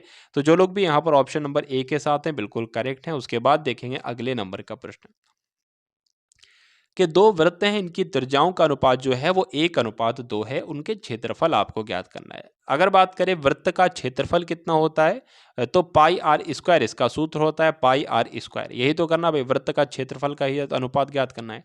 तो पाई से पाई कैंसिल हो जाएगा। पहला वाला आर कितना है, 1 का स्क्वायर हो जाएगा। दूसरा वाला आर कितना है, 2 का स्क्वायर हो जाएगा। ये जो निकलेगा साथियों, क्षेत्रफल का अनुपात निकलेगा, क्षेत्रफल निकलेगा। ठीक है, 1 हो जाएगा और ये 4 हो जाएगा। यही तो साथियों क्या हो जाएगा, क्षेत्रफल हो जाएगा। तो 1:4 कौन से ऑप्शन में है, ऑप्शन नंबर सी वाले में, और यही आपका राइट आंसर है। अब उसके बाद देखिए अगले नंबर का प्रश्न कि यदि एक घन का विकर्ण √12 सेंटीमीटर है। अच्छा क्वेश्चन है, ध्यान से देखिएगा कि इस क्वेश्चन का आपका राइट आंसर क्या हो सकता है। चलिए, कहा जा रहा है साथियों यहां पर आपसे कि एक घन का विकर्ण जो है वो √12 सेंटीमीटर हो, तो उसका आयतन आपसे पूछा जा रहा है। सबसे पहले अगर बात करें घन का विकर्ण होता कितना है, a√3 होता है, और यहाँ पर घन का रूट बताया कितना गया है, √12 बताया गया है। ठीक है भाई, उसका आयतन कितना है, घन का आयतन कितना है, तो घन का आयतन जो होता है वो a³ होता है, यानी कि a³ की वैल्यू आपको ज्ञात करना है। अगर बात करें a बराबर साथियों कितना हो जाएगा, √12 बटे √3 हो जाएगा। इससे ये कट होगा साथियों, कितना आ जाएगा, 4 आ जाएगा, √4 आ जाएगा। तो a क्या आ जाएगा, a 2 आ जाएगा। अरे भाई √4 है तो इसको अंडर रूट में हम 4 को कैसे लिख सकते हैं, 2 × 2 लिख सकते हैं, और 2 बाहर आ जाएगा। यानी कि a की जो वैल्यू होगी वो 2 हो जाएगी, a³ की वैल्यू क्या होगी, जाहिर सी बात है 8 हो जाएगी। तो 8 कौन से ऑप्शन में है, ऑप्शन नंबर ए वाले में, यही आपका राइट आंसर। भाई बहुत बढ़िया, वेरी गुड क्लास। चलिए, उसके बाद देखिए कि दो संख्याओं का अनुपात जो है वो 3:4 है, और उनका महत्तम समापवर्तक कितना है, 15 है। संख्याओं का योग क्या होगा। देखिए, कभी भी आपके सामने महत्तम समापवर्तक आ जाए और दोनों संख्याओं का अनुपात आ जाए, तो पहली संख्या क्या होगी साथियों, 15, इसकी गुणा इससे कर दोगे, पहले वाले अनुपात से पहली संख्या पता चल जाएगी।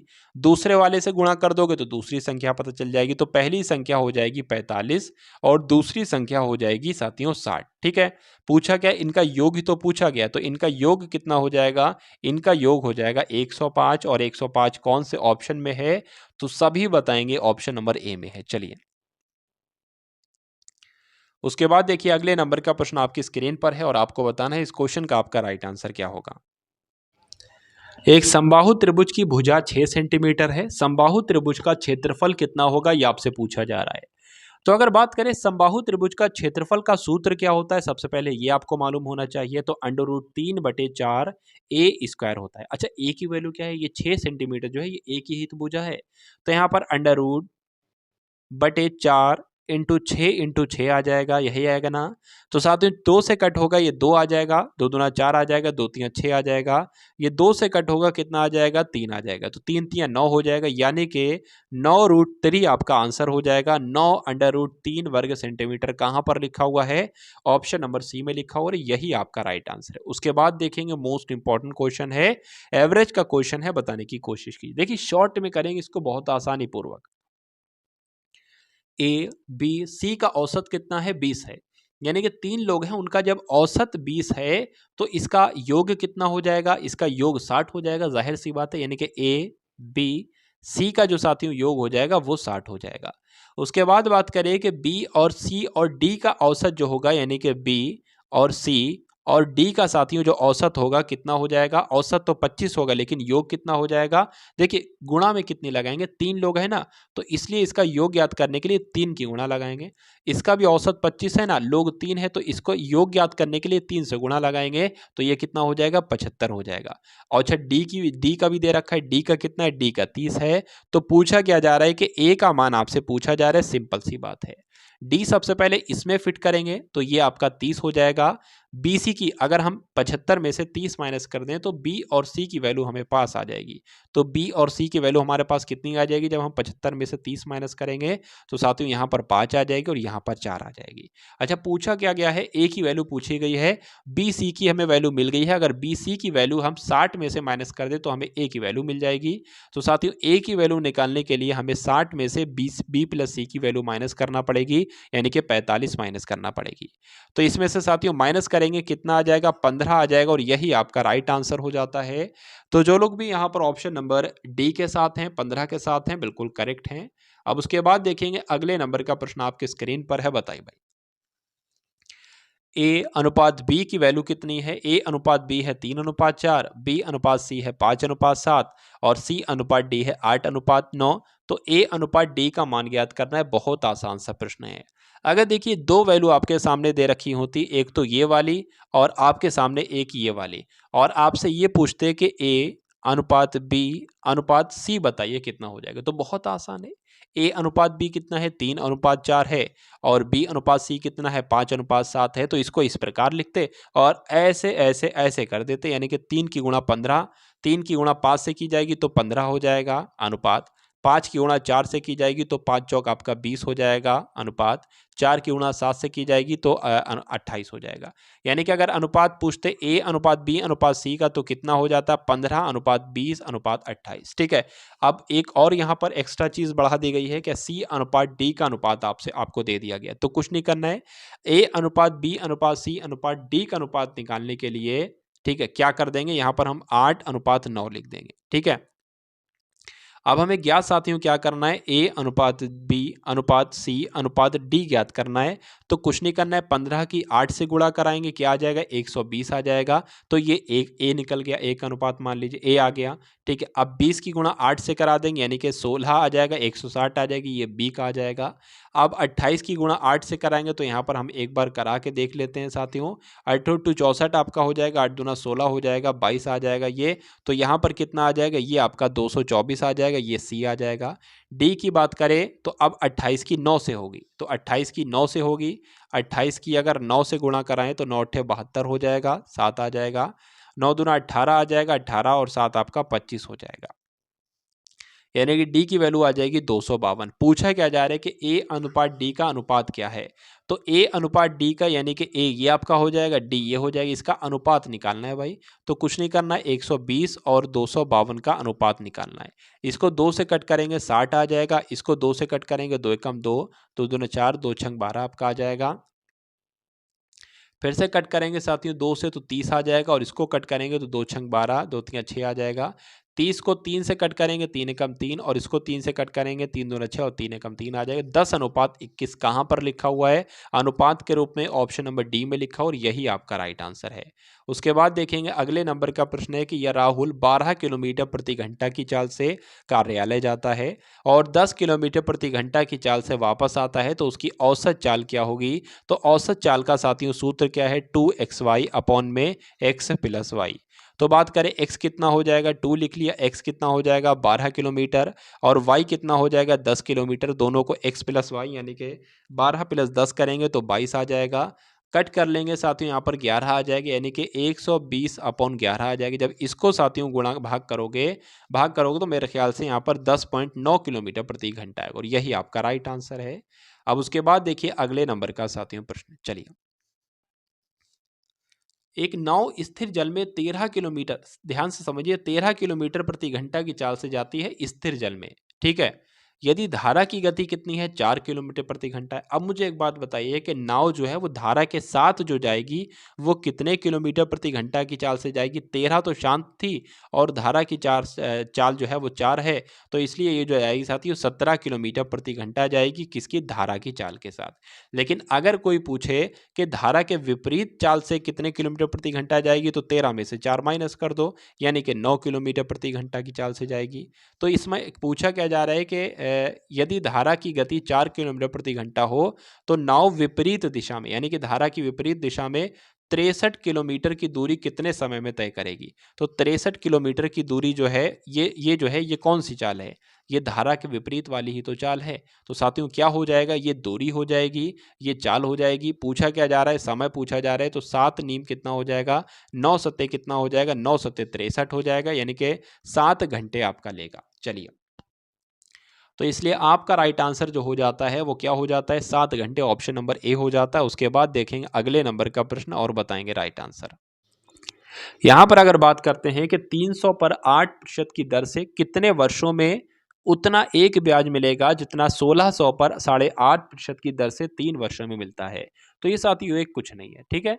तो पूछा जा रहा है, बहुत आसान सा प्रश्न है, 300 पर 8% की वार्षिक दर में कितने 300 पर 8% की दर से कितने वर्षों में, तो हमने मान लिया x वर्षों में साथियों ब्याज मिलेगा, उतना ही ब्याज मिलेगा जितना 1600 रुपए पर 8.5% की दर से 3 वर्षों में मिलता है, यानी कि 3 वर्षों में 8.5% की दर से मिलता है। तो 8.5 की बात करें, कैसे इसको सेटअप करेंगे, 8 दूना 16 हो जाएगा, 16 और 1 आपका कितना हो जाएगा, 17/2 हो जाएगा।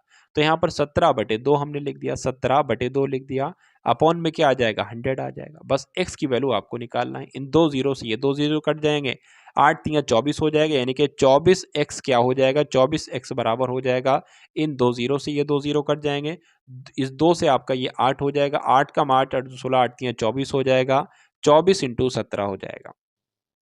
इस 24 से ये 24 कट जाएगा, x बराबर कितना आ जाएगा, 17 आ जाएगा, यानी कि 17 वर्ष आपके इस क्वेश्चन का बिल्कुल करेक्ट आंसर है। उसके बाद देखिए आज की इस क्लास का अंतिम प्रश्न आपके सामने है, तो बताने की कोशिश कीजिएगा क्या आंसर होगा कि कोई धनराशि 10% चक्रवृद्धि वार्षिक दर पर 3 वर्षों में 6655 हो जाती है, तो धनराशि आपसे पूछी जा रही है, यानी कि P का मान जो है वो आपसे साथियों पूछा जा रहा है। सूत्र आपने सुना होगा, देखा होगा, क्या होता है, A बराबर P 1+R/100 की पावर t, ठीक है। तो इसी प्रकार से हम लोग फिट करेंगे। ए की वैल्यू क्या है, 6655 है, 6655 है, ठीक है, 6655 है। पी की अगर बात करें, वैल्यू हमें ज्ञात करना है, पी की वैल्यू हमें ज्ञात करना है, 1+R कितना है, 10% है, अपॉन 100 है, पावर कितनी है साथियों, 3 है, ठीक है। इस जीरो से ये जीरो कट जाएगा। अगर बात करें 6655 हम ऐसे ही लिख देंगे सबसे पहले, अपॉन में यहाँ पर इसका P आ जाएगा, और इधर क्या आ जाएगा, 10 से कम 10, 10 और 1 11/10 आ जाएगा, 11/10 3 बार है ना, 3 क्यूब लगा हुआ है, तो फिर से 11/10 और फिर से आपका 11/10 हो जाएगा। कुछ नहीं करना है, P का मान साथियों ज्ञात करना है। 11 से 6655 को अगर कट करेंगे तो साथियों 11 एकम 11, 11 छंग 66 हो जाएगा। 2 नंबर को कट करने से पहले जीरो लगाएंगे, यानी कि 11 पंजे 55 हो जाएगा। फिर से ये 11 कटेगा तो 11 पंजे 55 हो जाएगा, 5 जाएगा उधर 55 हो जाएगा, 11 पंजे 55 हो जाएगा। फिर इस 11 से कट करेंगे, 11 एकम 11 और 11 पंजे 55 हो जाएगा। तो इस 5 में साथियों ये 3 बार जीरो लग जाएंगे और यही P का मान आ जाएगा, यानी कि 5 और 3 बार जीरो बोले तो 5000। तो P बराबर कितना आ जाएगा, 5000 आ जाएगा, और यही आपके इस क्वेश्चन का बिल्कुल करेक्ट आंसर हो जाता है। तो ये थे साथियों आपके लिए यूपी पुलिस कांस्टेबल के लिए 100 क्वेश्चन, जिसमें आपको सामान्य ज्ञान के, हिंदी के, रीजनिंग के, मैथ के इंपॉर्टेंट क्वेश्चन कराए गए। मैं साथियों चाहता हूं कि क्वेश्चंस को, यानी कि मैथ के क्वेश्चंस को बहुत ही आसानी से करा दूं, यानी कि कम से कम स्टेप में आपको मैथ का क्वेश्चन का आंसर लाकर दिखा दूं, क्योंकि जब आप परीक्षा देने जाओगे तो परीक्षा में आपके पास इतना समय नहीं होगा कि पूरे स्टेप में आप उसको लिखकर सॉल्व करिए, इतना समय ही नहीं होगा, सारा समय निकल जाएगा। तो मैं कोशिश करता हूं कि 2 से 3 स्टेप में ही आपका आंसर आ जाए, और आपको भी अगर साथियों में प्रैक्टिस आ जाएगी तो बहुत ही सेकंडों के अंदर आपका आंसर आ जाएगा। 40 सेकंड से ज्यादा आपको नहीं लगना चाहिए एक मैथ के क्वेश्चन में। ठीक है साथियों, तो वीडियो पसंद आई होगी तो वीडियो को लाइक कीजिएगा, चैनल को सब्सक्राइब करके बेल आइकन पर क्लिक कीजिएगा और क्लास को शेयर कीजिएगा। मिलते हैं हम सभी लोग आने वाली वीडियो में। जय हिंद साथियों। सब्सक्राइब करें गुरुजी वर्ल्ड और बेल आइकन को प्रेस करें सबसे पहले सिलेक्शन के लिए।